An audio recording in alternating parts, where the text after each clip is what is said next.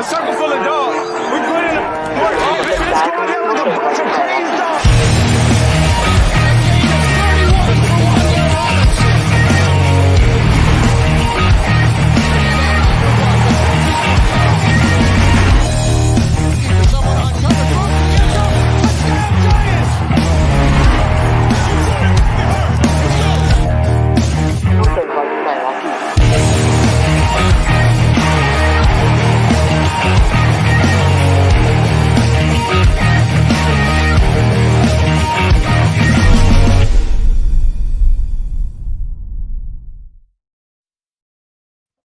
Bam! Welcome to another episode of Giants Rush, where we talk Giants football 52 weeks of the year. Come on, we're here every week, whether you like it or not.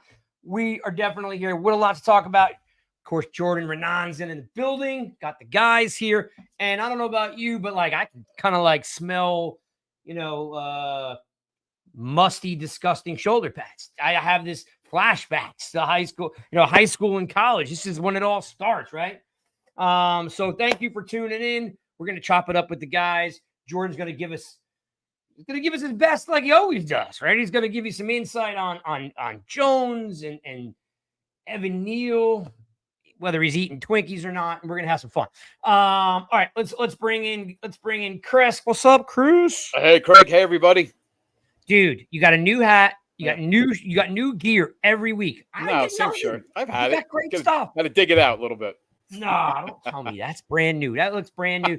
Let's bring in Shawnee B. Shawnee, what's up? What's up, guys? What's up? Hey, Sean. Jordan's in house. We got a ton to ask him. I still don't know if he's kicked the field goal yet. For anybody who doesn't know, I've been waiting a year since the I don't remember if it was Nick Gates or Isaiah Hodgins camp. We talked. I thought he was going to kick the field goal. Let's find out like what the deal is. What's the deal, dude? Did you kick the field goal yet? I didn't. I had a couple little bumps and bruises along the way. You know, you're getting older. These kind of things happen. I think I'm back though. So I've been good. I was actually going to play basketball today, but I canceled because I had you guys and I was going to do this. So I'm in good enough shape, even though I did tweak the groin a few weeks ago, but I'm back. And so I think I'm ready to kick the field goal. I was thinking about it today.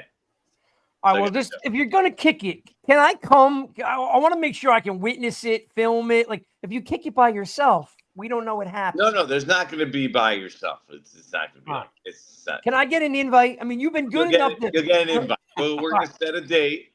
All right. It's with Chris from Giants Insider. He was the one who we love Chris. Who dared me or bet me and told me I couldn't hit it. I told him no problem.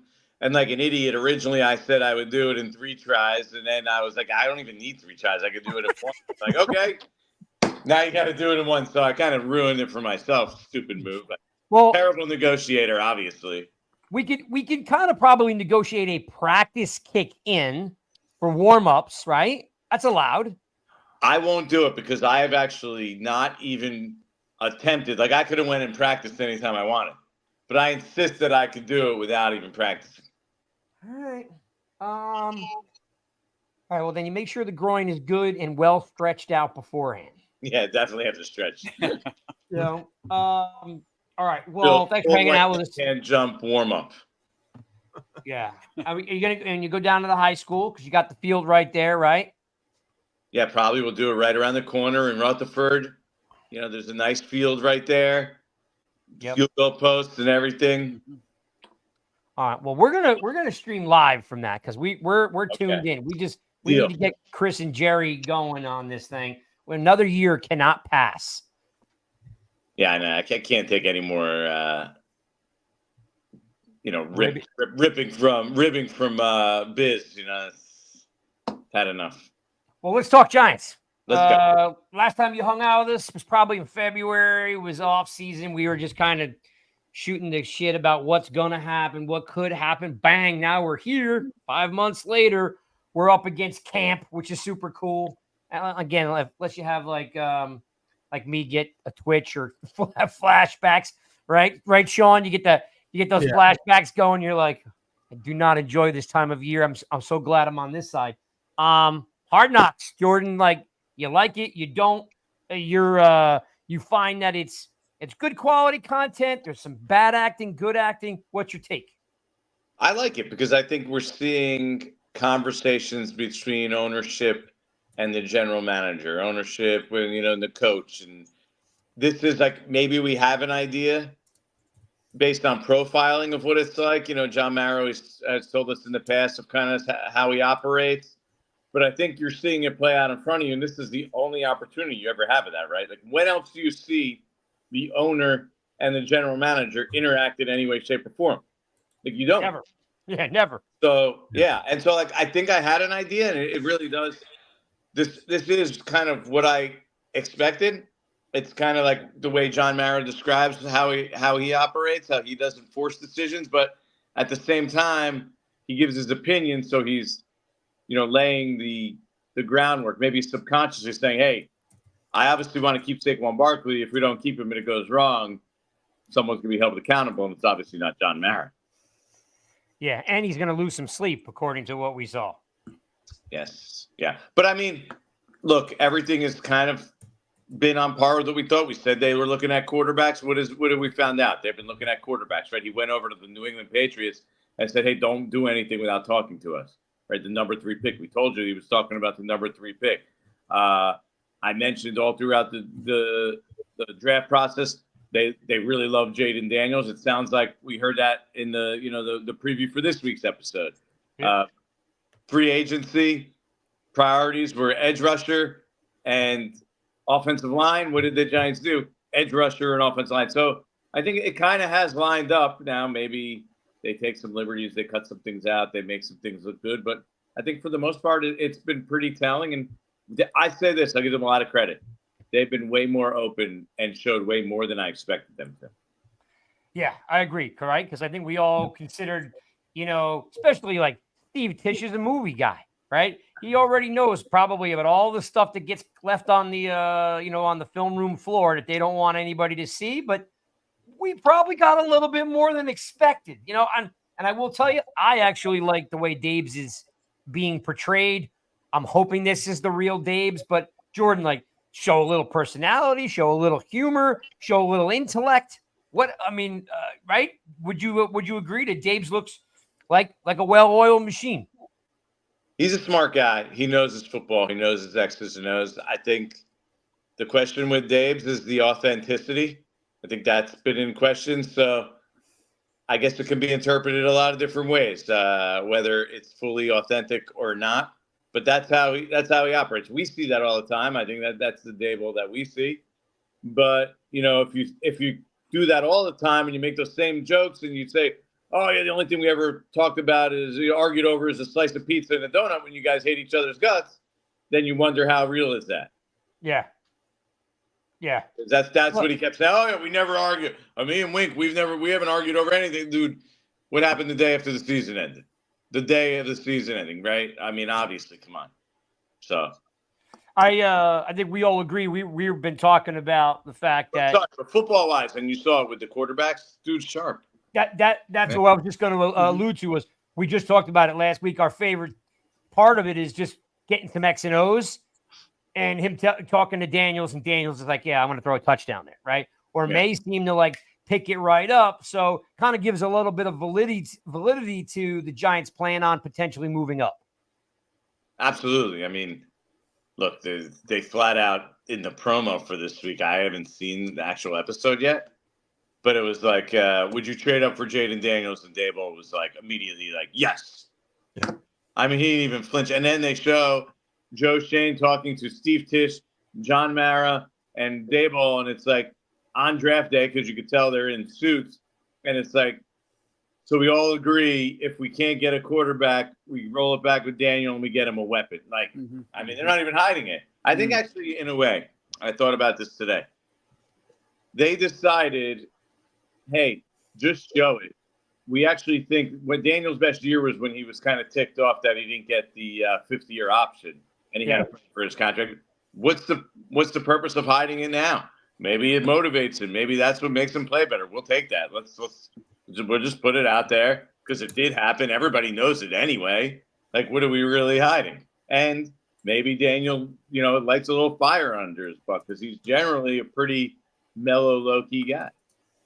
Motivation, right? Maybe that was the impetus behind putting that kind of stuff out there, because I really didn't think they would go into the quarterback stuff. I didn't think they would go that much into the Saquon stuff.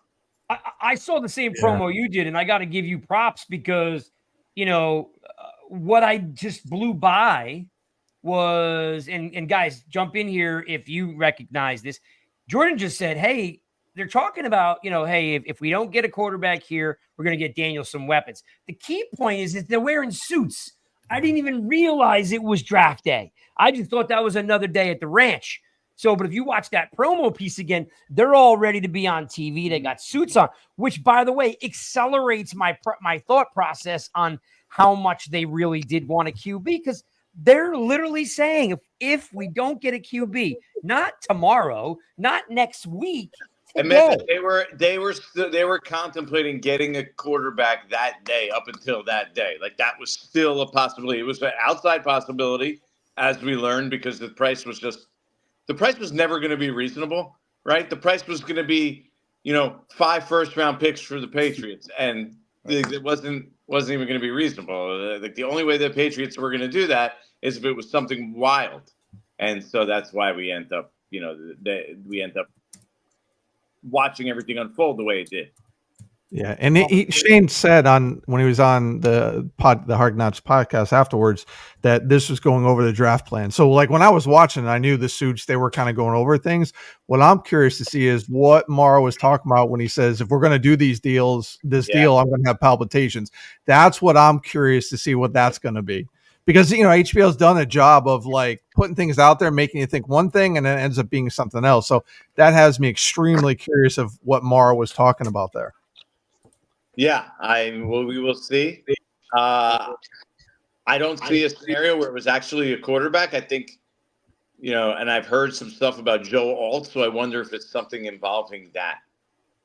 Interesting. Love it. So your opinion overall, though, you like it. It's good for the team. It's good for morale. Good press for the Giants. Almost makes them look a little cutting edge isn't the word, but they don't look so old school as they used to look. Yeah, I mean, they're getting a lot of shrapnel in their direction because of the whole Saquon thing. He's a big name, letting him walk. He's the biggest name on the team. I think that doesn't play well for them outside of, I think Giant fans are like, it was time to move on. But I think from the outside, you see Saquon and you hear that name, you're like, ooh, Saquon. But you forget that he's not the Saquon that he was in his rookie year. He is 27 years old, and it just doesn't make sense for them to pay him, to be honest. They needed to upgrade at other positions, and I actually am on board with reallocating the resources and spending it at premium positions like offensive line, like edge rusher instead of safety and running back. Chris, you and I talked about the fact that one of the big quotes, right? I don't want to pay a quarterback $40 million to hand off to a $12 million running back. Mm-hmm. Like, and now you're seeing it, and it's like Saquon basically bowed out after Shane said hit the market. Yeah, like, and to George's point, there's just too many holes. There's too many holes. Hold on. Why did Saquon bow out? Figured my opinion was his feelings were hurt when the Giants said, go ahead, hit the market. They were never going to pay him. He bowed out because he knew they weren't paying him. Yeah. They didn't want to pay him. They offered him less money last year when he was a year younger, coming off a way better year. They offered him less money than he got this year. So he doesn't look good in this. Never really wanted to pay him. It was over last year. Yeah. There was kind of a icy feeling between the two parties all throughout this year. And so that conversation was like, ultimately, like, we really don't want to pay you. Like, if they wanted to pay him, they would have just paid him what he said he was worth. By the way, they offered him the same contract. Huh? That contract from last year was the same thing. 11. It was Eagles. $4 million less guaranteed, and he's a year older. So no, I meant the Eagles contract. Worst year. So technically, when you're a year older and you had a bad year, your value would decrease. Yeah. So that's essentially like probably about $6 million more than he should have got less. They offered him than he should have got last year. Because the deal he signed, Jordan, the 11-13-11 was the same deal that Rock Nation turned down 2 years ago. It was not. The only thing that matters is guaranteed money. Yeah, all right, fair enough. $26 million guaranteed. The one that the Rock Nation one was below 20. Yeah, it's it's not the same deal. The Giants like to say it is. It's not the same deal. They just didn't want to pay him, and that's fine. They just didn't want to pay him top running back money. That was not what Shane wanted to do from the start. Which, and by the way, actually, I have no problem with that. I'm against them drafting him in the first place. I've told him that to his face. Like, it's just a bad investment. Yeah, I think most fans are at the point where, like, hey, we just need too many other things, right? Chris, how many holes do the Giants need to fill between linemen, pass rusher, wide receiver? Yeah, they're everywhere. Secondary, sure. I mean, there's this hole at each spot. So if they don't pay him, I mean, like, hey, look, good guy, face of the franchise. You want him to do well, but man, reallocating that money just made sense if the team was going to go forward. Well, I mean, the Eagles are in a different spot. They're trying to get over the top. So to pay the running back now, I get that. Like, them and the Ravens added running backs for significant money because they're trying that. Okay, this might be the piece that can get us over the top because they don't have a lot of holes, right? They have a stacked offense. I mean, look at the Eagles have already. They have A.J. Brown, Devonta Smith, Dallas Goedert, and a all-world offensive line, even though Kelsey left.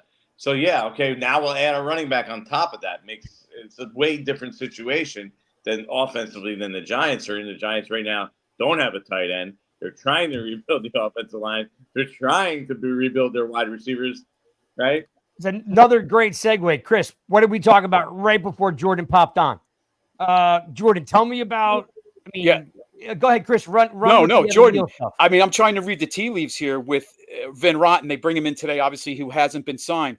But if a gun to my head, so to speak, I feel like Neal is going on the PUP list tomorrow. And in 2 weeks, they face off the controlled scrimmages with Detroit and the Jets. If he's not available for those two scrimmages, in my opinion, I think that puts him way behind for week one. And I think you be looking at Illuminor at right tackle. But, what's your feeling on that situation? That would be the case. But I will say this. So Illuminor, if they thought that Neal might not be ready and he would be, this injury was a bigger problem, you should have played Illuminor at tackle in the spring. He played exclusively guard. Right. So I don't know. And first of all, no big deal if you go on PUP at the beginning. If you miss a week or two, not the end of the world. Right. There's what? We're starting in August 24th. So that's 7 days to the end. 7 plus 31 is 38. You have 40-something days until the season starts. We are talking about Evan Neal, though, right, Jordan? I agree. I agree. I agree, and it's interesting that they did bring Van Rotten in, but if I'm him, I just think the Giants are going to give Evan Neal an opportunity. Not that I would personally, because it's like, hey, we can't really go down this road again if it's not going to work. But they're going to give him the opportunity. Then does Van Rotten really want to come to the Giants? Because then where does he fit in? Then he's a backup, maybe come in. I think there's probably a better spot there for him. So we'll see. It all depends on where Evan Neal is, how far away he is, how much progress he's making. And we'll see. I do think there is a chance that he ends up on PUP, though, to start training camp. Mm-hmm. I'm interested, too, because we were just saying, like, the Raiders didn't have some world-beating talent. But right, Sean. But Priscilla coached him up to a top 15 line. I kind of almost think like it just makes sense that Van Rotten. They probably have to overpay him a little bit. He probably wants to start, and he might not. I mean, I don't know the exact scenario, but like it would be great to just have another guy that knows Priscilla's, scheme, right, Sean? And yeah, played well. And again, like you said, they went to the top 15. So, and we saw how many injuries the O-line had last year. So you can't have too many quality backups that can come in, start, and do well. And he played well last year on that line. So I'm all for it. I'm absolutely all for it. We'll see if they do it. But I think it's a good move, at least bringing him in. And I think it's a smart move to sign him. Yeah, I'm sure he's going to want to start. But I mean, The The question is there a starting opportunity out there for him in the league? Well, yeah, right. If there is, and the Giants are really committed to giving Evan Neal another shot, then he won't come, right? Why, if you're him, why would you want to do that? If there's another opportunity, but I don't know if there's another opportunity for him out there to start. It's not like he's been a high-end starter for over the last 5 years. I mean, he's a borderline starter for the last few years. I still take him. No, I get that, but I'm just saying his market, his marketability on the open market. Like, I don't know who's just like, we need this guy, unless you like an injury or you lose a guy. For him, probably the move for him right now is to probably wait to see if there's a team out there like that. If somebody gets hurt. If I were him, I would wait and see, okay, which team is like, we need a starter. You're going to come in and be the starter, and you worry about it later on. Like, even it might be the case, and we'll see with the Giants. That might be the case with the Giants. They were just looking at him for later on. Okay, if Evan Neal doesn't work out, right, we're going to give him one last opportunity here to do as a number 7 or overall pick. I don't think you really want to give up on him for Greg Van Rotten, to be honest with you, right? Let's be fair. Like, you really need the Giants kind of need this pick to work for them. I know we're none of you guys, by looking at your faces, seem very optimistic.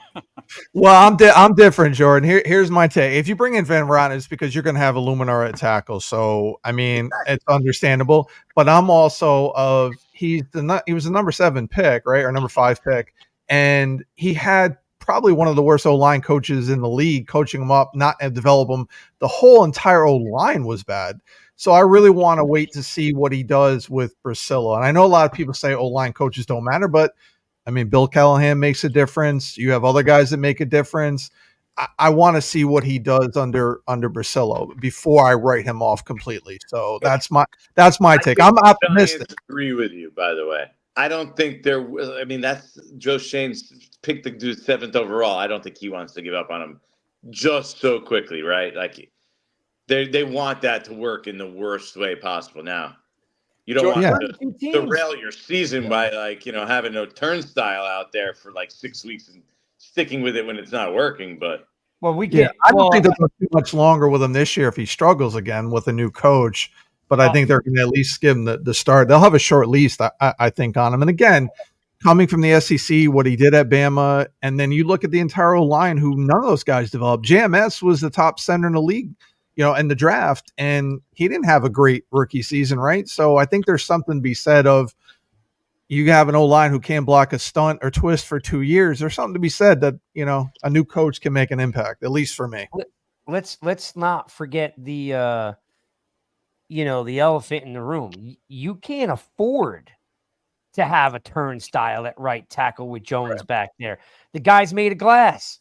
And, so like, and as much as like he looks huge, he's jacked, he's whipping the ball around the place, and we're all rooting for him to make a comeback. But look, you can't afford to figure out who's playing right tackle at week 5.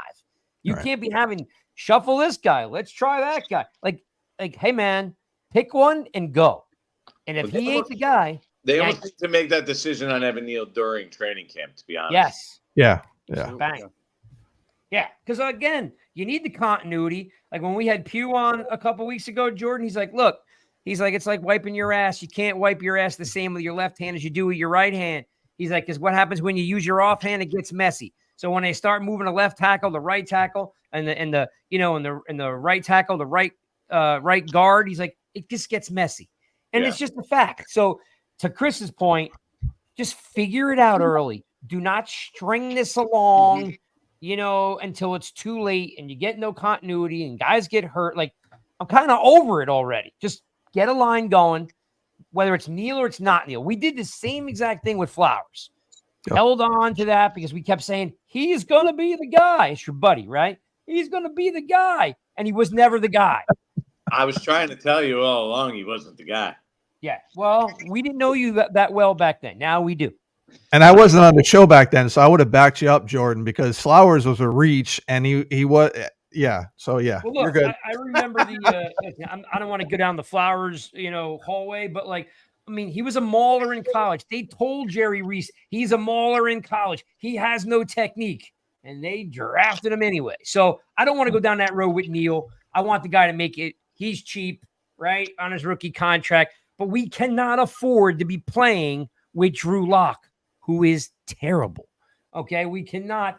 And I don't normally say stuff like that, but I'm sorry, you're not convincing me anything. Which actually, Chris, you wanted to talk about QBs too in the QB room, so why don't you jump in there?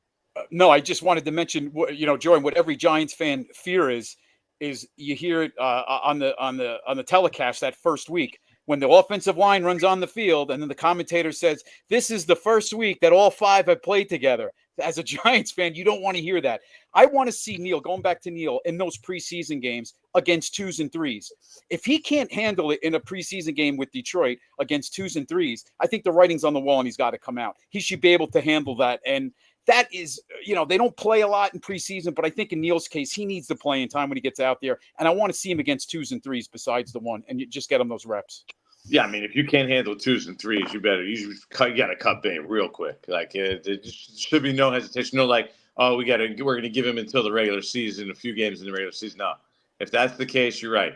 They should cut bait right away, and even in training camp, because a lot of time the ones don't go up against each other, one offense and one defense, and usually it's the second and third string defensive linemen dominate in training camp because they beat the heck out of the backup, offensive linemen, because the backup offensive linemen are usually really pretty bad. Yep. So if Evan Neal's there and he's one of those guys that falls into the category of he's just getting beat by Boogie Basham, then you should just wrap it right there. Sorry. Yeah, and that's why I feel like those controlled scrimmages are so important, because he'll be going up against ones and really get some work against. Those you got to have those circled this summer. I mean, if you're coming to the Giants camp, you should come for those days, right? I mean, the Lions, 2 days with the Lions, 1 day with the Jets. We were usually like, oh, the Lions and the Jets. Come on, those teams. But those organizations stink. Those teams stink. But those rosters are loaded. Yeah, they are this year. So it's a real litmus test for the Giants. Okay, what is this team? How can they really hang with the higher end teams, higher end rosters?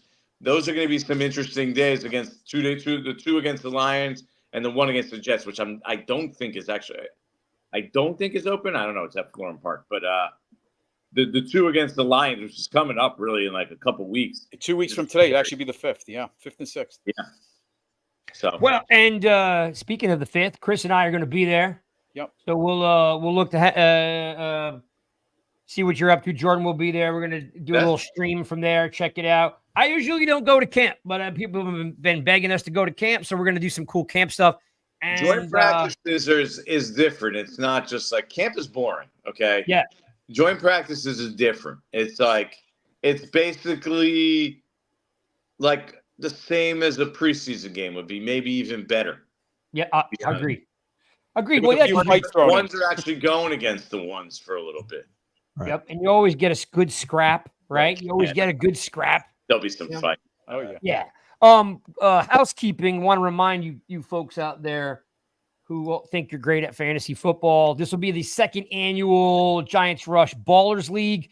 You get to play against Spartan Mike. Last year, grand prize went to Joe. He won an autographed Amani Toomer jersey.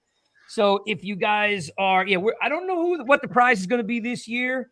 I promise you guys it'll be something cool. But if you want to play, just ping Spartan Mike. Tell him you want in. I'm going to open the website up so you guys can register. I'd like to get 2 leagues if you want to know the truth. But all you guys talk all this crap all year long on how great you are at fantasy. So if you want to play in the Rush Ballers League, hit up Spartan Mike.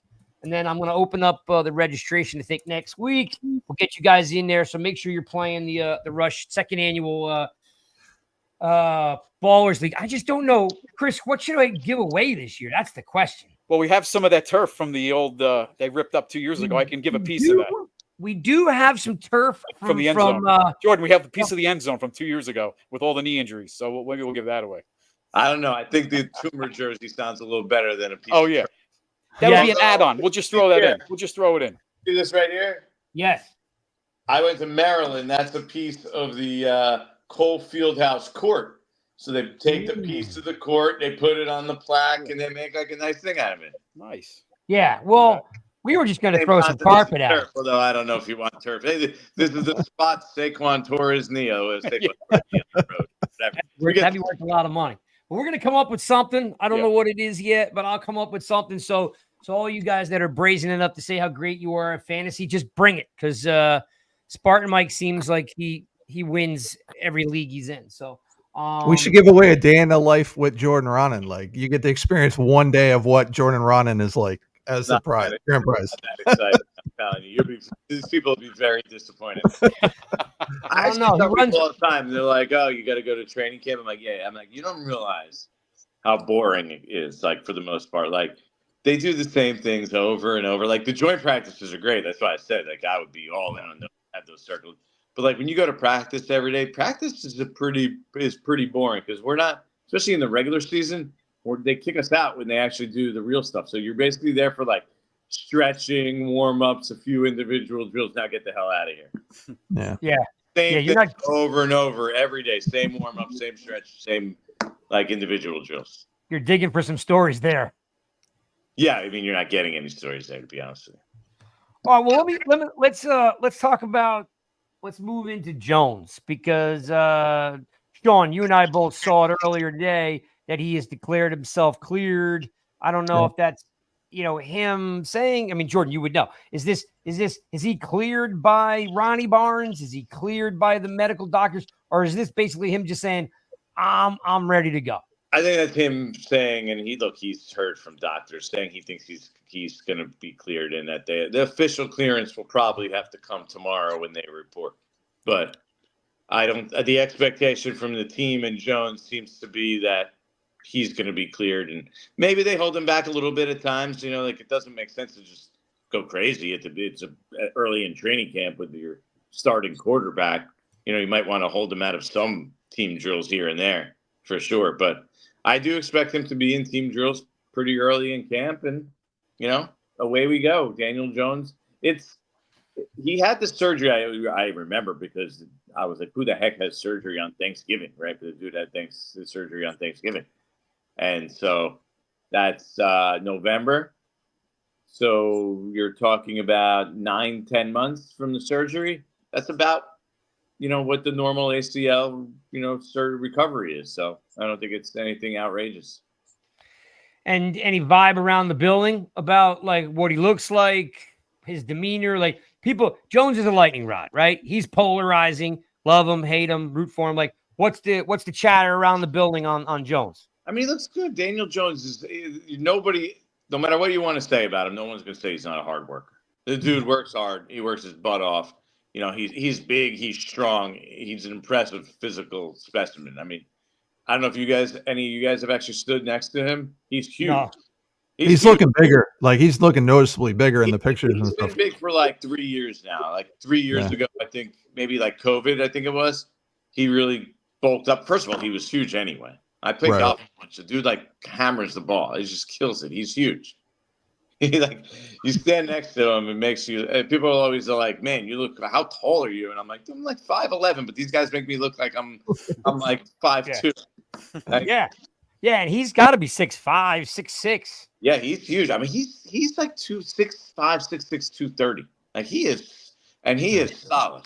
So no one's ever going to say he doesn't look good. And those kind of things, he looks good, especially running, straight line running. He's looked really good so far. He even said he basically hit his old numbers, and this was back in the spring in regards to GPS numbers. He expects to be pretty much even better than he was, pre-surgery. Pre-surgery. Well, now that I know you. Oh, go ahead, Greg. No, go ahead. I was just going to say he looks like he's having some fun too. Because early on he looks a little stiff. It seems like he's finally catching on and loosening up a bit. Well, I was going to say, Jordan, now I know that you've golfed with him. I figured you had some pull. So I think it's decided by the fan base that Jones needs to grow the beard. We need a different Daniel Jones. So I'm going to need you to really let him know the fans want the beard. So you got pull. I know you have pull now. Make that happen for us, will you?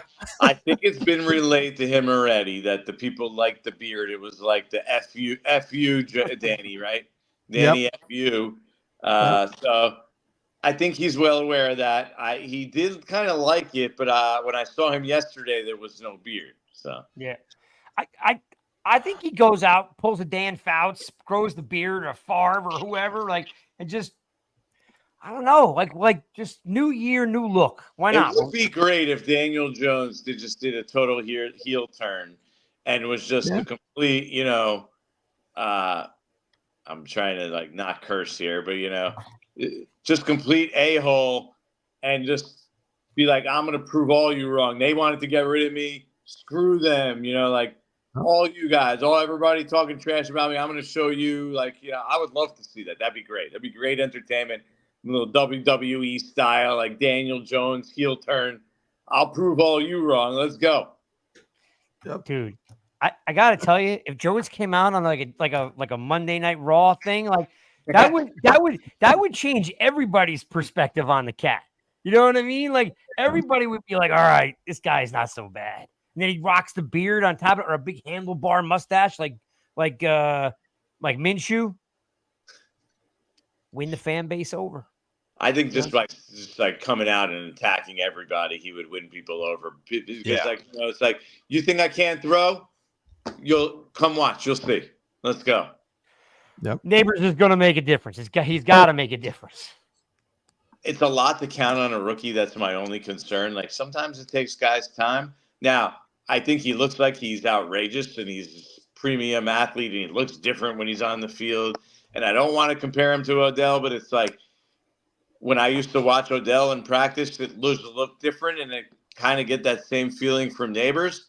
It's kind of an unfair expectation to put on the guy. Like, remember when Odell came, it wasn't like, all right, we don't have anybody else. We need you to be the guy. Like Victor Cruz was there at the time. Yep. Right. And he got hurt the first 2 or 3 games of the season. He did. That was against the Eagles no, they played together at some point for 2 games. It was a little later. Yeah, but Odell missed the first. Odell missed 4. Yeah. And so it was the 6th or 7th game, when he got hurt. But even Ruben Randall was there. He was at least a proven player at that point. He was their Slayton type kind of guy. So what number is he going to wear, Jordan? What's your guess? I think in the end he ends up keeping 9. What? Oh, what? Gano giving up another? No. You're right. Yeah, I don't think Gano's going to give it up because Gano already sold number 5 to Thibodeau. Yeah, that's right. So it's going to be a matter of which receiver gets cut, right? Okay. Oh, because somebody has a cooler number or something.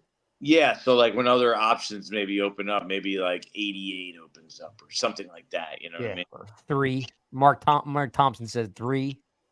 Who wears 3 now? Who's 3 right now? Is that Wheaton? Banks took it over. Deontay Banks took it over. Yeah, Tay Banks is that's 3. right. They can't do that. Right. Not going to be 3. 88 would look good on him. Old school. Love it. Akeem Nicks. That's what I think. Yeah, that's what I was thinking too. And I think he's built. I think Neighbors wants to going back to what you're saying, the pressure to put on him. I think he's okay with that pressure. He knows what he's coming into, and when Dave's interviewed him, that was the thing. Dave's excited about this guy. I can't see that he's not going to force feed him the ball and get the ball in his hands as much as possible. I think he's going to be successful because the volume is just going to be so tremendous.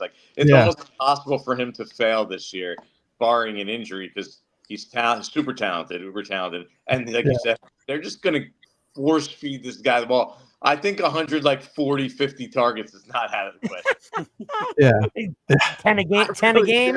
I mean, who else you got? They got to get the ball to. Oh, Robinson is the other guy. Slayton. Robinson's fine as he looks like he'd be a quality slot receiver. Hyatt could do some things, but I don't need to get the ball to any of them. I don't need to get the ball to Devin Singletary. I don't need to get the ball to Daniel Bellinger.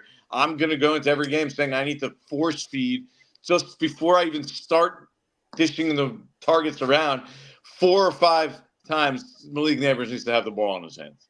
Then everyone else can split. Then we'll split it up after that.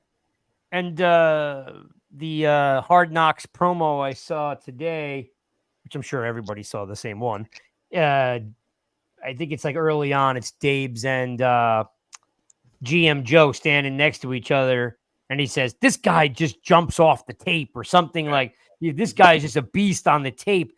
And I was kind of like taken back that Dabes is like GM light. You know what I mean? Like he is involved with personnel. They're super tight. I don't think you really get that vibe from the show. They don't really show that part of it. But the two of them are super tight. They came together. They're very close. They're everything they're doing is lockstep. I truly believe that. People are like, oh, maybe Dabo liked them and Shane didn't, or vice versa, whatever. I don't. No, they're making decisions together, and they're very close on and off the field. They have a good relationship, and I don't think people realize how much they're sort of aligned and the package deal. Let me shift gears on you real quick, Chris. Yeah. We were talking about the last couple of weeks about the defense, and Sean, we were talking about the defense. What's the vibe on the defense?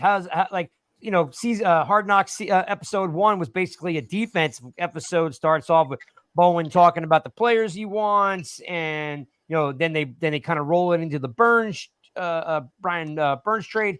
What's the vibe in the building on Bowen and the defense? Like, what's going on that side of the room?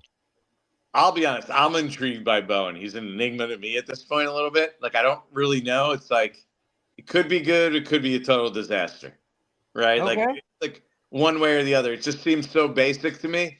And it's like they're harping on like, whoa, we're gonna stop the run. Well, I'd rather you guys stop the pass. Personally, that's just me. Maybe like to me, like in this league, you got to stop the pass. Like, yeah, sure, they stopped the run in Tennessee, but they were letting up big pass plays left and right. Like I'd rather the other way around. So I'm not sure. And it's like, we're just going to get 4 great pass rushers and rush. It's like, well, anybody could do that, right? I don't have to be, you give me 4 stud pass rushers. I don't have to be a genius. I could be a good coach too, right? Like, who can't do that? So I'm intrigued by it. I don't really know what to make of it so far. What I do make of it is that it seems like his defense is going to be relatively simple. That's what guys seem to be, harping on. Okay, we're going to rush with 4. And then we're going to play a bunch of different coverages on the back end, which we'll see if it works. I mean, they better get to that passer because I definitely have questions about the Giants secondary. But the front, I mean, they're super young, and I don't know about Cordell Flott. I don't know about the second safety. Even Pinnock he's an okay player. He's not a super high-end player, right? We're hoping Banks is the number 1 cornerback. We don't know that yet. Like, we have hope that he could grow into that, right? But certainly, I'm not sure that Deonte Banks is just going to go and shut down A.J. Brown every week or CeeDee Lamb. So we'll see about that. But if they can pressure the passer and they have that front 4, that's the strength of this team, right? With a front 7, I should say. There's no doubt about that. And they stay healthy. That's a big thing. I'm concerned about the depth of this team. Now, that's my number one thing about this team is, like, if anyone out of the front 4 that we're talking about, like, who replaces those guys? You tell me, who replaces Dexter Lawrence? Who's next in line at defensive tackle? There isn't one. Jordan Phillips. Phillips out of Buffalo. That's Riley talking about here. Like, I know. That's a position where you really need a rotation too, to be honest with you. Yeah. Who do they replace Bobby Okereke with if he gets injured? Carter at middle linebacker. It's an issue. Yeah. You're gonna have a rookie. You're gonna have a rookie because they were pretty hot in the South. He's a 6th or 7th rounder. I don't even know. That's what I mean. So that's my point. Is they need to, but if those guys stay healthy, that's going to be a really good front, and they could probably hide the deficiencies that they have on the back end, and it could be a pretty good defense. But there's a lot of ifs, and the depth worries me. But Brian Burns, to me, I think he's a stud. Every time I've watched him, I think the guy's a stud. He's a difference maker. And I really love, because I don't look at Kayvon Thibodeau after 2 years and say that guy is an all-pro. I see a good player. There's nothing wrong with that. Good player. He could be a double-digit sack guy, which he already proved he could do. Maybe he grows into something more, but I think he's ideal for that. Okay, you're like the second pass rusher. Like, he could be a really good high-end Pro Bowl player playing as the second guy to a guy like Burns on the other side. Yeah, he's the Robin to the Batman. Yeah, I think that's actually probably the better role for him than the Batman, especially from at least what I've seen so far. Just I haven't seen enough consistency from him, right? There's been a couple games where you're like, holy crap, who is this guy? I took some heat last year for saying, and I'm sure there's a bunch of guys, and give you a shout out to Mark, Jay, Joe, Bill, Tuto, G-Men. I see all you guys loading in here. Brad's in here. Tons of you guys are in here talking. Glad you guys are enjoying the show, firing a lot of questions out here. I took a lot of heat last year, Jordan, for saying that my thing about Kayvon is that he just doesn't wreck games. Like I would think that guy would just wreck games, not wreck a game when you play Washington and you're like, whoa. Well, if you wreck Washington, you better follow it up with 2 or 3 more games to be able to hang your hat on the fact that you can wreck games. He's not a game wrecker, right? Yeah. So games where you didn't notice him, to be honest with you, you're like, okay, just like Michael Parsons. Every game you watch them, he's just, even when he gets like no sacks, the dude is pushing into the backfield like 10 times. He's got 10 tackles. Yeah, those kind of guys, like they're like every pass rush is basically a win for them. Like I didn't really see that from him, and I don't want to sit here and knock him because I think he's actually a pretty good player in the league. I don't think he's a bad pick at all. He's certainly not a bust. He had double-digit sacks already in his career. I think he's going to be a good player in the NFL, a very good to very good player in the NFL. But it doesn't mean he's a star player in the NFL. Yep. Remember, I'm curious to see what he has with Bowen, because Wink wasn't a guy that really had huge numbers out of edge guys. So I think some of that, what you guys are talking about, not wrecking games, had a lot to do with Wink as well, potentially. We'll see this year, what that. And then the other thing, I don't know if you noticed on the Hard Knocks too, going back to Bowen, Jordan, was seemed like he was really excited about Tyler Nubin. And I think that's a guy that's going to do some things this year, even as a rookie. But I don't know if you caught that on the episode where they mentioned Nubin, and the look on Bowen's face was the only time I've seen him show a lot of emotion to that extent. So just kind of your take on that. The only thing that I'll say about that, and the reason I'm a little hesitant to think that as a rookie he might, play that humongous role, they're going to give Dane Belton a shot to start there as well. And he was running with the first team this spring. So it definitely caught my attention. It's like, okay, maybe they ease Nubin in. And like, here's the thing, and we've gotten stuck in this because it hasn't been a good team. It's like the expectations for rookies are like, all right, Tyler Nubin, he's a rookie, he's a second rounder, he needs to start, he needs to be like a high-end player right away. Like, it takes, it's all right to ease guys in. Like, I mean, guys like back in the day, they eased in Kenny Phillips. You know what I mean? Like, you ease guys like that. It was a first-round pick. David Wilson, you're in much better shape if you're not asking rookies to be instant impact players. It's like maybe that's asking too much for them. So I haven't seen a ton of Tyler Nubin on the field yet. I did get that vibe that they loved him from the Hard Knocks. Yeah. But of course they picked him in the second round. They should love him. But I'm just a little hesitant on what to expect from him this year and say he's going to make a huge impact, because it's possible that they ease him in slowly and his role in year one, or at least the first half of the year, is as a third safety. Chris, we were talking to me last week about, and Sean, I think we were talking about the corner. Jordan, you said you weren't. You're up in the air about it. Chris, you had a question, I think, on the corners, didn't you? Yeah. Well, Jordan, what do you think? Cordell Flott or Nick McLeod? You think Nick McLeod actually has a shot of winning that right corner spot in the boundary? Nick McLeod always, for some reason, is like, he's always like the odd man out. He doesn't seem to get that fair shake. It looks like Cordell Flott's going to get the first shot at it. Maybe it goes poorly, but they've obviously made a decision that they want to move Flott outside. He actually played pretty well on the inside in the second half of last year. I'm surprised. I would have probably kept him there, but then they drafted Drew Phillips, and they brought back Holmes, and they signed Jalen Mills. I mean, they got more, and they just signed Trey Herndon. I mean, they got more slot guys. I mean, I know Trey Herndon could play a little bit on the outside too, but I mean, they got more slot guys than you know what to do with. So I guess Flott looks like he's going to stay out there for good. And again, what's the common denominator? Cordell Flott is Joe Shane's pick, right? He's a third-round pick. He was a valuable pick. He's going to get that opportunity, it appears, over Nick McLeod. Although I probably think over his first, the last 2 years, based on performance, if you're telling me who would I rather have outside, it would probably be Nick McLeod. But he played well at the end of the season. He played real well. Yeah, and they're talking about they want physical corners, and then they're going to go with Cordell Flott over Nick McLeod. And you think Trey Hawkins is probably out of the mix for that spot after last year being a little bit more green? Year. Yeah, he did. I don't think he's out of the mix. I think they'll all get a shot. But I do think that Flott gets, he's first in line there. He's a third-round pick of this regime, and they want those picks to work because they need some of those picks to work, right? I think that's the big thing about this Giants season. Deonte Banks, Cordell Flott, even Bellinger, Hyatt, Dane Belton. Yeah. Who else am I kind of missing? Yeah, But they need some of these guys to pop, right? McFadden, Belton. McFadden, Belton. I don't know if they're those kind of players, but I'm talking about they legitimately need one of those guys to pop and be a Pro Bowl player.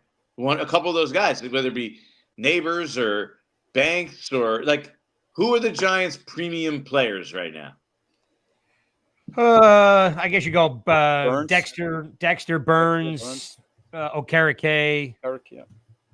Okereke's made 0 Pro Bowls and 0 All-Pros. I like him. He's a really good player, but I'm just talking about you need all. He might have got snubbed last year, though, Jordan. He did get snubbed. What's that? He might have got snubbed last year, name recognition Maybe a little wise. bit. That's a tough position, and I like him, and I think he's a really high-end player. But I'm talking about they need all-pro caliber players, right? You need some of these guys to pop at some point. You would. I mean, at some point, you would love to hit a 4th-round pick who becomes an all-pro. Think about how great a value that is for roster building. Andrew Thomas is it. Joe Sheen throws away every second-round Andrew Thomas was a 4th overall pick in the draft. Yeah, well, Thibodeau hasn't been an all-pro, so you're right. Thomas. You're right. I'm not taking away from it, right. But I'm just saying you expect that, yeah. You at some point they kind of need one of these other guys to hit too. These over-round guys, somebody got up and become a really, really high-end, consistent Pro Bowl player, and then look at the value that you have. You have a Pro Bowl player playing at a rookie 3rd or 4th round money, which is nothing. So. Yeah, that's where I look at this season. That's what's going to determine whether this season, to me, is a success for the Giants, is if they have a couple of these young guys really blossom into really high-end players. I don't know who it is. I would say the leaders are probably the most likely are Neighbors and Banks. But if it's somebody else, good, that would be good for the team and the roster overall. And they gotta have some of those guys at some point because it's too hard to just pick only stud players in the first round. Then you have to hit 100% of your first rounders. Well, he doesn't hit every one of your free agent pickups. He strikes out on we almost should just give away our round 2 picks because he's terrible. Round 2 picks. You just can't do it. He just can't do it. Really, Wandale? Who's terrible in the second round? Craig, Wandale would have been there in the 3rd round. We drafted a slot receiver in the 2nd round. Okay. He's produced. He's been there 2nd round. Who are the other bad 2nd round picks that he just throws away? Who was this 2nd round pick the first year? Was Wandale, and then last year was who? Was Schmitz, JMS, the center. And then this year is they better hope some of these guys become high-end players. They need these guys. Some of these guys to become high-end players. Well, let's flip the table. What's your best takeaway so far that you see? What do you like? What's the first thing that comes to your mind? You know what? I'm excited about this. I think their line is going to be better. I really do. I think it's going to be significantly better. I mean, they added 2, proven starters in the NFL. And by adding 2 proven starters to Andrew Thomas, now you at least should have 3 spots that you're locked down. And you hope at least one of the 2 between Schmitz and Neal, you have a player. And then you have 4 out of 5 that you at least quality NFL starters. And think about it. 4 quality NFL starters for the Giants offensive line compared to the last 10 years. We're thank the Lord, right? You're thank the Lord, finally. I don't need them to be great, but give me 4 quality starters and we could at least have we could watch an offense that's semi-functioning. All right. Then the other question I had, and you guys, did either one, Chris, Sean, did either one of you two see? I don't know if I caught a real story or I saw a fake story, but like right before I came on, there was some jabber about trading for a quarterback. Did any of you guys see that? No. Something about I mean, I don't know if I can find it. I was going to ask you about the quarterback room, Jordan. What do you think about the quarterback room if Jones doesn't make it, which, usually, every other year he doesn't? Like, to me, you can't win. I'd rather see Tommy play than Drew Lock. So what do you think about the quarterback room? I don't know if Drew Lock is as bad as you. For some reason, you're really down on Drew Lock. Dude's done nothing. I think he's a little bit wild. His decisions are crazy. He'll make some bad decisions, but he can play a little bit. He's got talent. He's got arm talent. He can run. He can move a little bit. But I mean, his footwork is sloppy. I'm not somebody who would sit here and tell you I think he should start over Daniel Jones in any way, shape, or form. Like, it's Daniel Jones's show. If they decide to move on from Daniel Jones real quick, here's what I'll tell you is going to happen. It then puts the spotlight completely on Brian Daboll. Yeah. It's like, oh, here, it's the quarterback's fault. Okay, let's see. You think it's the quarterback's fault? So let's see what you can do with Drew Lock, and good luck to him then. Because I don't think it would be much different. It would be pretty similar. Unless Daniel Jones is shell-shocked, which at times it looked like he was last year. So it'll be interesting to see if he does have that. I mean, if he plays the way he did last year, because the rare times he did have time, it was like he was shell-shocked from the 90% where he didn't have time. So I am interested to see in that regard what happens there. And poor Tommy DeVito, I feel for him because it's like he came last year and proved he could at least play in this league and win in this league. And I don't care what you think of Tommy DeVito. He proved that. He did it. And like, I didn't think he was going to even make it to, training camp or the regular season, to be honest with you, when I saw him in the spring last year. And now it's like, all right, prove it again. Like, what does he really prove to anyone? Because the Giants have already made it clear they don't think he's even, their backup quality. So now the guys will be like, go prove it again. Yeah. Well, let me back up a quick second too, Jordan, to the point about Daboll there. What sense are you getting from everybody around or the players or anything about him now calling plays? And because I know it has me excited. So I'm just kind of getting a sense of, what you're hearing or what you're feeling as far as the team goes with, Daboll looking to now. I mean, it looks like it's a done deal. He's going to call plays. Yeah, I mean, I think I told someone today, they asked my opinion, and I gave him, I think it's 99% that he calls plays, right? Yeah. It's his offense. He's going to go down swinging.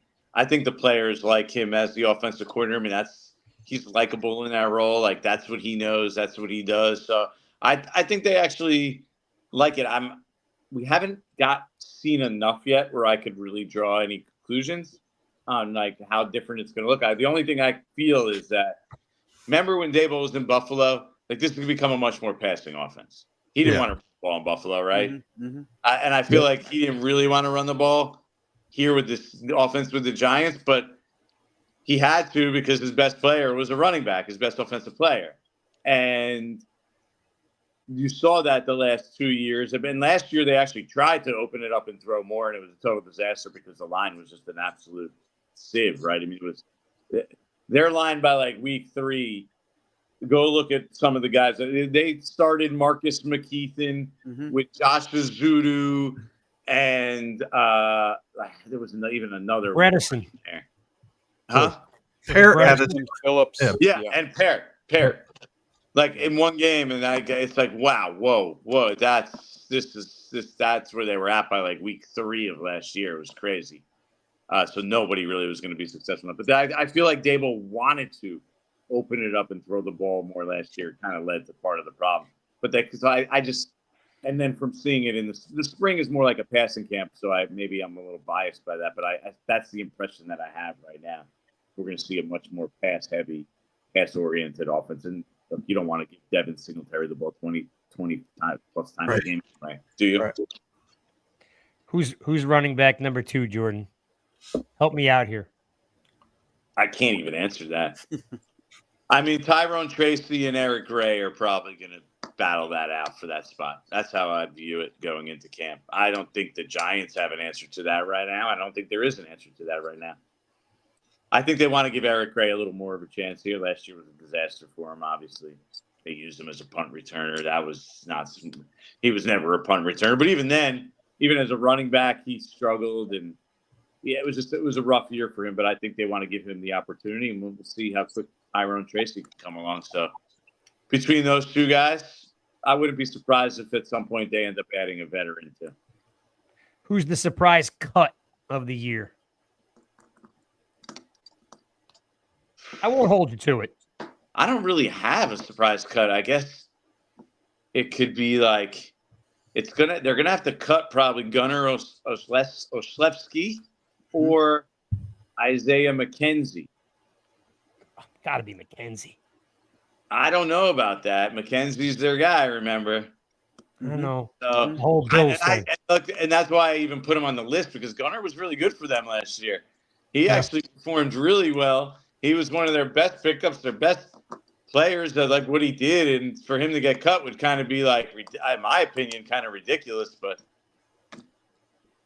I don't know. One of those two guys. Those are the kind of things that burn me when those things happen. Like you take your guy over the guy that's performed. That thing always rubs me wrong. And that happens in the NFL all the time. Rubs me wrong every time it happens. You're like, whoa, that guy can play. Don't cut that guy. Yeah, I agree. I got 2 minutes. You guys want to fire away with any last minute? Yeah, go ahead, Chris. Jump in. I know you had something, didn't you? Sean? The new kickoff rules, Jordan. Give me a returner. Is it going to be a Tracy? Is it going to be Isaiah McKenzie back there with the new kickoff? You'll see more returns. Who do you think's back there? It looks like they like the running backs back there. I'll tell you what. Mont Miller? In the spring, who the first guy back there was? Devin Singletary. Okay. Oh, okay. Interesting. So I'm interested to see how it plays out, but it looks like they want to have like a running back style kind of guy there. That's what it looks like. Yeah. We'll see. Maybe that changes. I mean, they're gonna. This is their first opportunity to really practice it in the come training camp, especially when they play another team. So it'll be interesting to see if they change opinion on that as we move forward here. How about Gano? Is he healthy, Jordan? Haven't heard boo out of the guy. I only honestly probably saw him kick one day in the spring, and he was kind of a little erratic for him. So I don't know, but I mean, if that's a problem for the Giants, they're in big trouble. Like that's one of the positions you're like, okay, at least we have somebody there they're at least worried about. So I would say I would probably not be too worried about him. He'll figure it out. Go ahead, Sean. Jump in here, and we're going to let him go. I would say when we're talking about the kick returns, you said the running backs there. Thoughts on Turbo Dante Miller back there? Got a good shot to make the team, or you think he's a cut? I think think about it. He barely has played football. He's probably a practice squad guy, but he is the guy that's been next to Singletary. They've had two guys back there at the same time. So I do think he has a chance to make the roster as probably more as a returner than a running back. I mean, he's played such little football the last few years. It's hard for me to see them when it comes down to it, being able to trust him as a pass protector and that kind of stuff. So right. I think more likely, he's the kind of guy that would land on a practice squad. Okay. How many carries did he have at Virginia Tech? Like 13? Yeah, I don't remember. Yeah, not many. A really small number. So doesn't have a lot of experience. It would be a big jump to me for just to imagine him playing a significant role. But you never know that. If there's one position that could do it, that's probably it. Well, and the speed he has, I mean, you get that speed on the field for sure. That's an advantage, right? He looks fast, I will say that, and shifty, which obviously the Giants haven't had a ton of in the last few years. Yeah. Hey, Jordan, I'm not going to hold you to it, but with practice starting on Wednesday before the pads come on next week, will the Giants make it till Saturday without anybody walking back to the locker room with the trainer holding the helmet? No, because no team does. Every team has injuries. So we should expect a few players being escorted off the practice field. Possibly. Yeah. The problem is you can't have it be any of the guys we mentioned before. Right. Those key guys on the defensive line, Bobby Okereke or like Andrew Thomas, right? Like those are positions that this team cannot, fill. Like they don't have the depth. Like if Andrew Thomas gets hurt again, what's the Giants' plan? What do we do? What are we doing? What are they doing? Golf. Yadni Kajust. I don't know. There wouldn't be much of a plan. Josh Zudu's running first team left tackle in the spring. He might be the surprise cut with all the additions on the line. He could be on the way. He might be the cut. They actually have a lot more trust in him than the rest of us. You'd be surprised. All right, good. Yeah. Well, you're up against it, right? Yeah. You got camp coming up, a lot of things to do. That note that I shot you before the show, I'll hit you up on that that offer I sent your way. I appreciate it, man. It's not necessary, but it's all good. I like That's to eat. all good. That's the least we could do. We'll see. Go, Chris. Enjoy and it, guys. I always enjoy coming on with you guys. Yeah, man, no doubt. And we'll see you at camp in probably about 10 days. Give me a heads up beforehand. Remind me of the day when it comes around.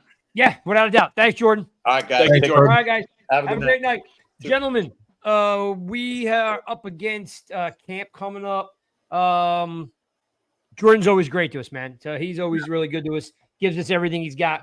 You know, love him, hate him. I like Jordan. He's always good to us. So he's a Jersey guy. So maybe we can connect with him, Chris. We'll definitely see him up there at camp. Sean, when are you coming into town to see a game? I'm going to try to come up for that Thursday night Cowboys game. All right, so just so you know, folks, we are going to have Sean. If you guys have not met Sean yet, so put it on your calendar that he's coming in for that Thursday game. We're going to get together. We're still trying to hash out our fantasy football stuff, our fan fest stuff. And by the way, Cole's not here tonight, which is always disappointing. We miss Cole. But every 2 years, we make a new Giants Rush logo for you guys. This new logo is absolutely incredible. All right? Absolutely incredible. It is going to win you guys over. It's definitely the best one that I've made so far. It'll be released probably maybe at the end of camp. We're getting close. Getting real close. And then Chris and I are going to be at camp on what day are we going, Chris? 5th, the joint practice against Detroit. And I may be there Friday. So he's double dipping. So my question is, guys, I'm going to play this, right? What does Nacho always say about Giants Rush? Tune in to Giants Rush every Monday, baby. Rush every Monday, baby. Rush every Monday, baby.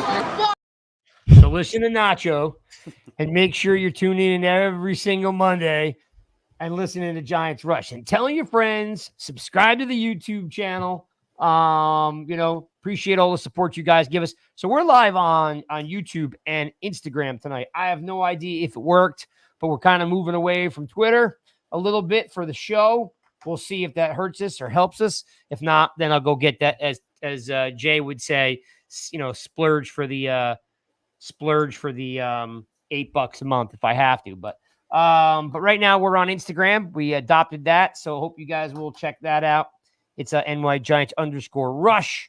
If you guys can follow us there, if you're not there. And by the way, for you guys that aren't following the Rush team, there's 5 of us here. Follow Sean, follow Chris and Spartan and Truth. Alex, make sure you follow those guys. It helps us in the long run.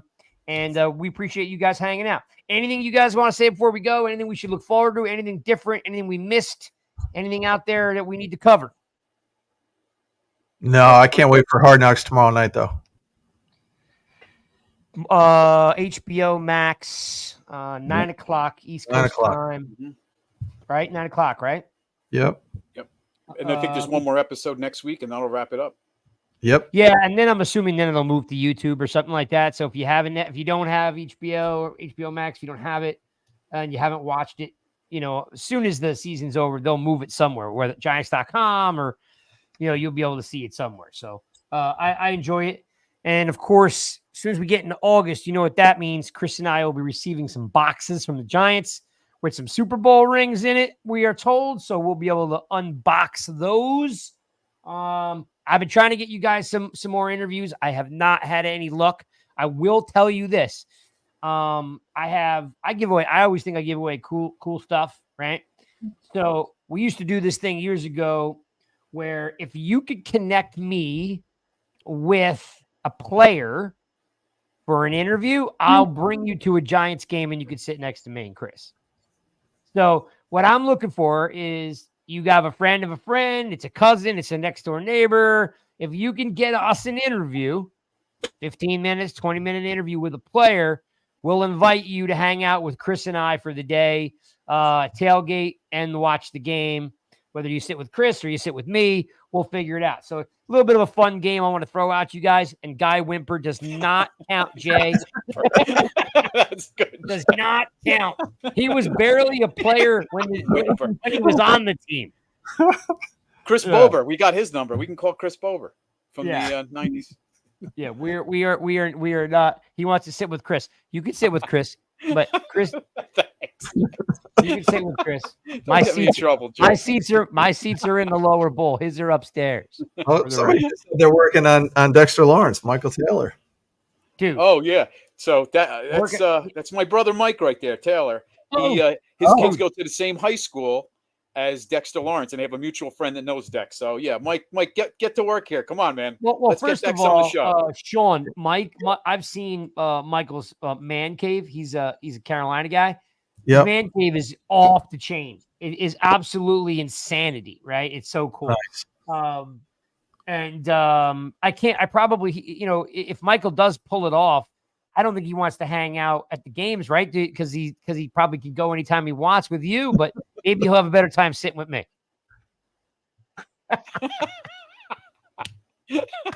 And by the way, we want to welcome Dash, dude. We don't see Dash very much because he's usually jamming on his own thing. So pound out to having Dash here, and all the rest of you guys. Like, great showing. Again, you guys can give me some feedback on what you think, if Instagram is the way to go, or if you rather prefer me, go back to Twitter. But it is live right now on YouTube and Instagram. I kind of like Instagram. It's a little bit of work, from a content perspective, right? Hey, Craig, if Michael Taylor gets Dex on the show, and this goes to you, Sean, I think we got to give Mike Taylor his own show for an hour if he's able to get Dex on the show. If Mike, wait, this is what we'll do then. Okay, so since Mike doesn't have any issues getting to the games because you can take him. If Mike, he's in Carolina. He comes up for a few games. He's not there every week. Well, if Mike gets Dexter Lawrence, Mike will be the guest that day. He'll sit in on the interview. Perfect, awesome. Right? I rotate you guys on all the interviews that we do. I'll make sure Michael is on with Dexter Lawrence that day. How's that? All right, Mike, get on it, man. Perfect. I have one last announcement to make, but go ahead if you are. Go for it, dude. No, go for it. So we're now in season. So you guys have noticed the Hawaiian shirt is retired. It is solely it's the off-season shirt. So now that we're in season, I'm going to stand. It's the Tecmo Bowl. Oh, 8-bit football right there. Nice. Yep. So that'll be the official in-season shirt of me, of Joker. We are going to send him one that says Rush on it. So when he gets not a sweatshirt, not a sweatshirt. I live in Florida. Just that reminder. Way to rub it in there, Sean. I don't want to cut the sleeves off of another sweatshirt. Yeah. When the new logo comes in, dude, everybody gets a new logo, right? We will definitely be rolling out the new logo because they're just that freaking cool. I'll be wearing that in every show. Yeah, Sean, you've seen it. I'm glad you said you're gonna send me a shirt because I do want a shirt with that. I will wear it every show. That'll be my in-season shirt. My off-season shirt will be the Hawaiian shirt, so it's not retired permanently. It's just retired for in-season. Yeah. Where were you standing there? Mark's cracking height jokes on me. Oh no, dude! He must think you with like short receivers and stuff. Like, what is this? If I scroll through the thing, Jay said I was 5'7". I said I always know when Jay is off his meds. Oh yeah, he asked me if I'm wearing Evan Neal jersey. I saw that when Jordan was on, but I couldn't say nothing. Tell me that Boogie Basham and Evan Neal are my two favorite players on the Giants. Get out of here. Yeah, great. Well, I appreciate Jordan always hanging out. He's usually kind of, gives you some good insight. And you know what's interesting? What I took away was what he said about Bowen. Like, right? Like, it is interesting because we don't have 4 great pass rushers. So it's going to be a tall order to have a great pass rush. They're going to apply a pass rush. But, again, we don't we're hoping that he can coach up the guys like he did in Tennessee, right? Because we don't have, stud pass rushers, in supply. There's a couple good ones, right? A couple real good ones. I think we have 3 really, really good ones. Yeah, hands down. But remember, like the whole Hard Knocks thing is that they were looking for that 4th guy. I don't really think we have that 4th guy. No, yeah. Who's going to play end? Opposite. I mean, listen, the wild card. Look, let's just call it what it is. The wild card is Azeez Ojulari because we all know the immense talent he has. He just can't stay healthy. Yeah. Stay on the field. Yeah. So, well, if they put him in the NASCAR, then you have Tibbs, Dexter, Burns, and Azeez all in the field. All in the D line, that front 4. But it's does Jordan Riley step up? And is he going to be the backup to Dex, or is he going to play the end? Like, who's going to play the Leonard Marshall or George Martin spot? Like, that's what you're looking for, right? Like, who's that guy now? Well, it would be under normal circumstances. It would be like Leonard Williams, right? In that role, we don't really have a guy with length like that, except for the young kid. And I don't know if he's got the chops. Not Basham, but the other guy. Was it Jordan Riley? Jordan Riley? No, wait. No, the other guy they said. No, Jordan Riley was the D tackle out of Oregon. The other kid. He's tall and long. DJ Davidson? No, it's the guy. Bowen mentioned him when he's with Basham. I can't think of his name right now. I know who you're talking about. Phillips. Thanks. Miz has got it. It's Phillips.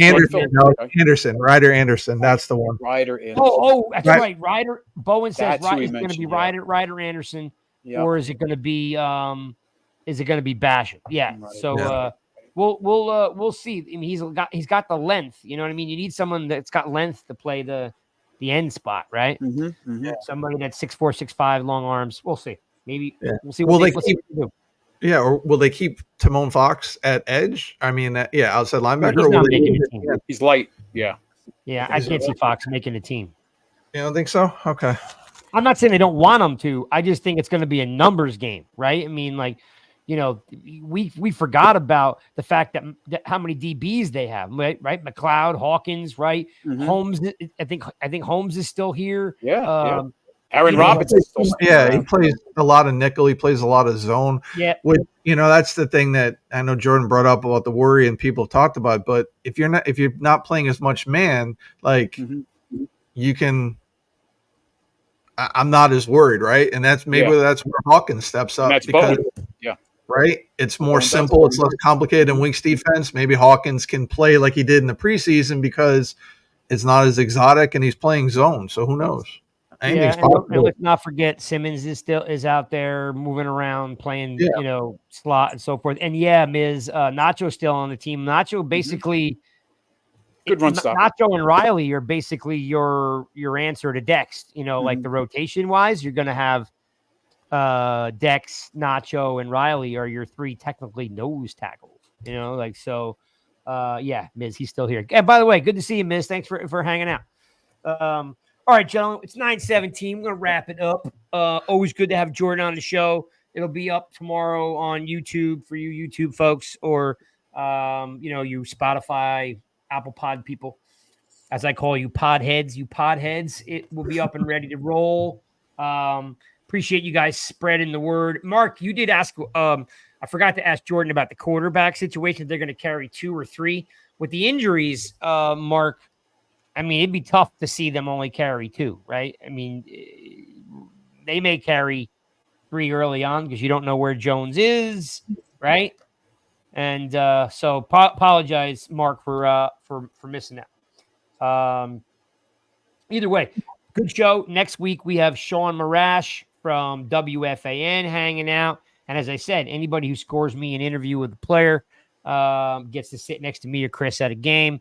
Me and Chris are going to be at camp during the Lions practice. And we're going to be doing some Chris, give those guys a shout out who we're going to be doing a little reporting for. What's it's the Giants podcast, the UK and Ireland Giants podcast. Yeah. Okay, I'm sorry. I didn't know where we were going with that. Sean was great, nice enough to set up with those guys going back to the UK, the Giants UK, right? Is that what Giants Big Blue UK? What is it called, Sean? Yeah, it's the Giants UK Ireland podcast. Yeah, so and- we're going to and be we're giving gonna, reports back to them. Yeah, they're on the other side of the world, so they're like I don't Yeah. know, what are they, 10 hours behind us? Yeah, They're 5 hours ahead of us. 5 ahead. And those guys are going to be going to the game in Germany as well. Oh, that's Is it awesome. 5? It's really only 5 hours? Yeah, it's 5 hours. Seems like it would be more than that, but what do I know? Yeah, because the game started at 9 here. It's 1 there. Right. 9 So o'clock yeah, here. we are going to, go to camp, 2. get some updates and some photos with some folks and so forth, and then report back to those guys, give them some content, through Rush. Rush is going to be live in Ireland, And that'll be the joint practice day, so that's going to be huge. We're going to get some good info. Yep. Bill says pretty sure Germany game's already sold out. Yeah, you're probably right, Bill, because that's probably a premium. And, those are big corporations that snatch those up. It's not like a ton of everyday fans. So 5 hours in the summer, 4 in the winter. Thank you, Mark. Oh, wow. Yeah, I'm always thinking that it just seems longer. Like my daughter just got back from South Africa from playing. Michigan State went out there to play, and it just seems it's like it was a 10-hour flight. So I'm always thinking it's a lot further, but it's the other direction. Thanks for tuning in. You guys are always great. Good to see Dash and Miz pop in, and a couple of you guys that we haven't seen in a while. Again, give me some feedback if you can on the Instagram thing. If you guys want to DM me, let me know. I think I saw Brad in here somewhere, and then G-Men. He was on super early with a couple questions. Got a donation from Tuto. Thank you again, Tuto. You're always in the OG. Hope I didn't miss anybody. I'm scaring real fast. I see Mark B was in the house. I see Mark Stewart was in the house. What's up, Mark? Hope I didn't miss any of you other guys in here. Oh, wait, hang on. Daniel Berry, he was in the house. Oh, Tim's in it. Okay, Tim Fritz was here. So there was Sarah. I missed Sarah too. What's up, Sarah? My bad. So sorry. Sometimes, guys, the dashboard, it scrolls through sometimes so fast I don't see you guys. So I hope you don't ever feel slighted if I don't get to give you a quick shout out. Sometimes it scrolls by and I don't even notice it. So again, thanks for hanging out with us. Another episode of Giants Rush. We're here 52 weeks of the year. And we'll be back next week. You guys rock. Peace.